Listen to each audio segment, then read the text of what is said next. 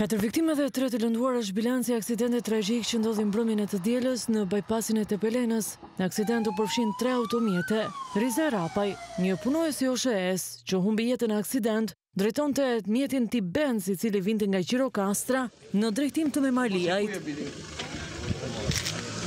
Pikërisht mjeti drejtuar prej 42 vjeçare dyshohet të jetë bërë shkak i aksidentit. Riza Rapaj dyshohet se ka humbur kontrollin e mjetit, duke u përplasur me mjetin tip Toyota, që drejtohej nga Lavdosh Bega, ku gjendeshin gjithashtu bashkëshortja e tij, Lefteri Bega dhe Afërdita Bega, të 3 viktima të aksidentit.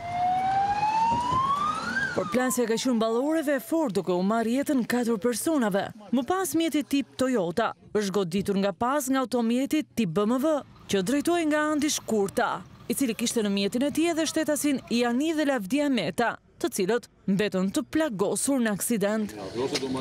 2 prej të lënduarve në aksident janë dërguar në spitalin e Tramos në Tiranë për ndihmë mjekësore për shkak të lëndimeve të marra në aksident. Për ngjarjen e rëndë ka nisur hetime teksa mësohet se shkaki i aksidentit ka qenë shpejtësia te normave të lejuara dhe lagështira në rrugë.